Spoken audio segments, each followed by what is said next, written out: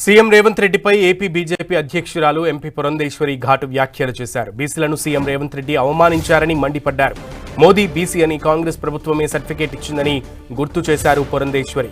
మోదీ కులం మారినప్పుడు గుజరాత్లో బీజేపీ అధికారంలో లేదని, ఆయన సీఎం కూడా కాదన్నారు. కాంగ్రెస్ ప్రభుత్వం నిర్వహించిన బీసీ కులగణనలో స్పష్టత లేదని ఎద్దేవా చేశారు. కులగణన ఎలా చేశారో ఇప్పటికీ ప్రశ్నార్థకమే అంటూ కాంగ్రెస్ ప్రభుత్వానికి చొరకలంటించారు.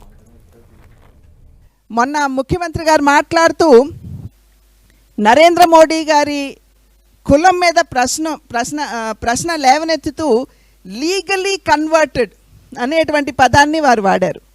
ఇవాళ రేవంత్ రెడ్డి గారు దానికి అర్థం ఏమిటో చెప్పాలి.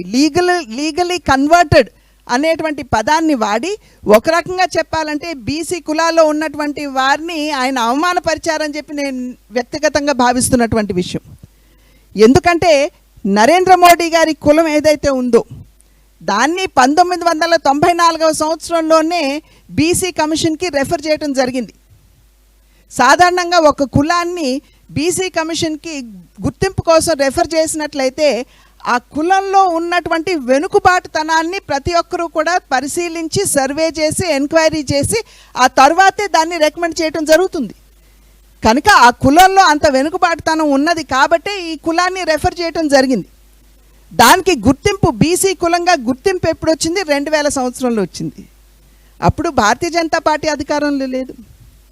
అప్పట్లో చూడాలంటే నరేంద్ర మోడీ గారు ముఖ్యమంత్రి కాదు అని చెప్పి నేను తెలియజేస్తున్నాను. కనుక ఈ లీగలీ కన్వర్టెడ్ అన్న పదం మరి అప్పుడు కాంగ్రెస్ ప్రభుత్వమే కదా గుర్తింపించింది.